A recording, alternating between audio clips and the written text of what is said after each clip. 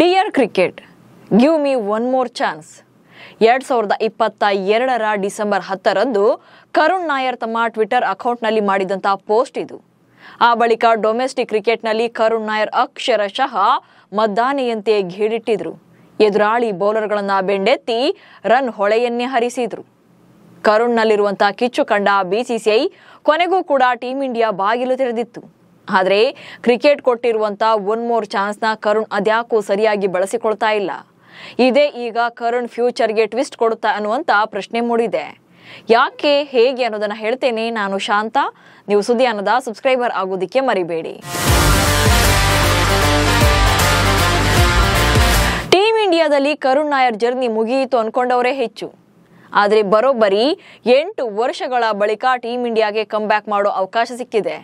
England ವಿರುದ್ಧದ test ಸರಣಿಗೆ select ಆಗಿದ್ದು ಅಲ್ಲದೆ ಪ್ಲೇಯಿಂಗ್ 11ನಲ್ಲೂ ಕೂಡ ಆಡಿಸಲಾಗ್ತಾ ಇದೆ.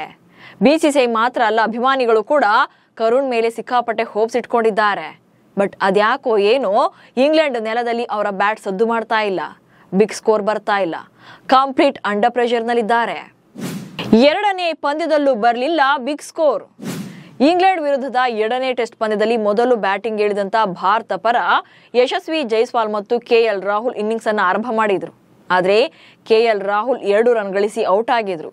15 ರನ್ ಗಳಿಸುವಷ್ಟಲ್ಲೇ ಭಾರತ ಮೊದಲ ವಿಕೆಟ್ ಬಿದ್ದಾಗಿತ್ತು. ಇಂಥ ಕ್ರೂಷಿಯಲ್ ಟೈಮಲ್ಲಿ ಬ್ಯಾಟಿಂಗ್ಗೆ ಬಂದ ಕರುಣ್ ನಾಯರ್ ಮೇಲೆ ಸಾಕಷ್ಟು ನಿರೀಕ್ಷೆಗಳಿದ್ವು. ತಂಡದ ಮೊತ್ತವನ್ನ ಹೆಚ್ಚಿಸುವಂತ ಜವಾಬ್ದಾರಿ ಇತ್ತು. ಬಟ್ ಒನ್ಸ್ ಅಗೇನ್ ಈ ಇನ್ನಿಂಗ್ಸ್ನಲ್ಲೂ ಕೂಡ ಕರುಣ್ ಬ್ಯಾಟಿಂದ ಬಿಗ್ ಸ್ಕೋರ್ ಬರಲೇ ಇಲ್ಲ. ಬ್ರೈಡನ್ ಕಾರ್ಸ್ ಅವರ ಬೌಲಿಂಗ್ನಲ್ಲಿ ಹ್ಯಾರಿ ಬ್ರೂಕ್ ಕೈಗೆ ಕ್ಯಾಚ್ ಕೊಟ್ಟು ಔಟ್ ಆದ್ರು. 50 ಎಸೆತಗಳಲ್ಲಿ 5 ಬೌಂಡ್ರಿಗಳೊಂದಿಗೆ 31 ರನ್ ಗಳಿಸಿದ್ದ ಕರುಣ್ ನಾಯರ್ ಔಟ್ ಆಗಿ ಪೆವಿಲಿಯನ್ ಸೇರ್ಕೊಂಡ್ರು. ಇಂಗ್ಲೆಂಡ್ ವಿರುದ್ಧದ ಭಾರತ ಎ ತಂಡದಲ್ಲಿ ಸೆಲೆಕ್ಟ್ ಆಗಿದ್ದಂತ ಕರುಣ್ ನಾಯರ್ ಶತಕ ಸಿಡಿಸಿ ಮಿಂಚಿದ್ರು. ಸೊ ಅಧಿಕೃತ ಪಂದ್ಯದಲ್ಲೂ ಕೂಡ ಅವರಿಂದ ಅಂತಹದೇ ಪ್ರದರ್ಶನ ಬರುತ್ತೆ ಅಂತಾನೆ ಎಲ್ಲರ ನಿರೀಕ್ಷೆಯಾಗಿತ್ತು. ಅದರಂತೆ ಪ್ಲೇಯಿಂಗ್ 11ನಲ್ಲೂ ಕೂಡ ಚಾನ್ಸ್ ಸಿಕ್ತು. ಹೆಡಿಂಗ್ಲಿಯಲ್ಲಿ ನಡೆದ ಮೊದಲ ಟೆಸ್ಟ್ ಪಂದ್ಯದ ಫಸ್ಟ್ ಇನ್ನಿಂಗ್ಸ್ನಲ್ಲಿ ಕರುಣ್ ನಾಯರ್ನನ್ನ 6ನೇ ಕ್ರಮಾಂಕದಲ್ಲಿ ಬ್ಯಾಟಿಂಗ್ಗೆ ಕಳಿಸಲಾಗಿತ್ತು. ಮಿಡಲ್ ಆರ್ಡರ್ನಲ್ಲಿ ಬಿಗ್ ಸ್ಟ್ರೆಂತ್ ಆಗ್ತಾರೆ ಅನ್ನುವಂಥ ಜವಾಬ್ದಾರಿ ಅವರ ಮೇಲಿತ್ತು. ಆದರೆ 4 ಬಾಲ್ ಫೇಸ್ ಮಾಡಿದಂತ ಕರುಣ್ ನಾಯರ್ ಖಾತೆಯನ್ನೇ ತೆರೆಯದೆ ಔಟ್ ಆಗಿದ್ರು. ಆ ಬಳಿಕ 2ನೇ ಇನ್ನಿಂಗ್ಸ್ನಲ್ಲೂ ಕೂಡ ಅದೇ ಸ್ಲಾಟ್ನಲ್ಲೇ ಕಣಕ್ಕಿಳಿದಿದ್ರು. ಆದರೆ ಇಲ್ಲೂ ಕೂಡ ಮತ್ತದೇ ನಿರಾಸೆ. 54 ಎಸೆತಗಳಲ್ಲಿ 20 ರನ್ ಗಳಿಸಿ ವಿಕೆಟ್ ಒಪ್ಪಿಸಿದ್ರು. ಇದೀಗ 2ನೇ ಪಂದ್ಯಕ್ಕೆ ಸಾಯಿ ಸುದರ್ಶನ್ ಅನ್ನ ಡ್ರಾಪ್ ಮಾಡಿದ್ದು 3ನೇ ಕ್ರಮಾಂಕದಲ್ಲಿ ಕರುಣ್ ನಾಯರ್ ಅನ್ನ ಆಡಿಸಲಾಗ್ತಾ ಇದೆ. ಆದರೆ ಬರ್ಮಿಂಗ್ ಹ್ಯಾಮ್ನಲ್ಲಿ ನಡೀತಾ ಇರುವಂತಹ ಈ ಪಂದ್ಯದಲ್ಲೂ ಕೂಡ ಕರುಣ್ ಕಡೆಯಿಂದ ದೊಡ್ಡ ಮೊತ್ತದ ಸ್ಕೋರ್ ಬರಲಿಲ್ಲ. 31 ರನ್ ಗಳಿಸಿ ಪೆವಿಲಿಯನ್ ಸೇರ್ಕೊಂಡ್ರು. ಹೀಗೆ 3 ಇನ್ನಿಂಗ್ಸ್ಗಳಿಂದ ಒಟ್ಟಾರೆಯಾಗಿ 51 ರನ್ ಬಂದಿದೆ ಅಷ್ಟೇ. ಅದು ಕೂಡ ಕ್ರೂಷಿಯಲ್ ಟೈಮಲ್ಲೇ ಬಿಗ್ ಇನ್ನಿಂಗ್ಸ್ ಬರದೇ ಇರೋದು ಮ್ಯಾನೇಜ್ಮೆಂಟ್ಗೆ ತಲೆಬಿಸಿ ತಂದಿಟ್ಟಿದೆ. ಇನ್ನು 2017ರಲ್ಲಿ ಕೊನೆಯ ಬಾರಿ ಭಾರತ ಪರ ಕಣಕ್ಕಿಳಿದಂತ ಕರುಣ್ ನಾಯರ್ ಇದೀಗ 8 ವರ್ಷಗಳ ಬಳಿಕ ಮತ್ತೊಮ್ಮೆ ವೈಟ್ ಜೆರ್ಸಿಯಲ್ಲಿ ಆಡ್ತಾ ಇದ್ದಾರೆ. 33 ವರ್ಷದ ಕರುಣ್ ನಾಯರ್ಗೆ ಈ ಸರಣಿಯಲ್ಲಿ ಅತ್ಯುತ್ತಮ ಪ್ರದರ್ಶನ ನೀಡೋದು ಅನಿವಾರ್ಯ ಕೂಡ ಆಗಿದೆ. ಹೀಗಿದ್ರೂ ಕೂಡ ಸಣ್ಣ ಮೊತ್ತಕ್ಕೆ ವಿಕೆಟ್ ಒಪ್ಪಿಸ್ತಾ ಇದ್ದಾರೆ.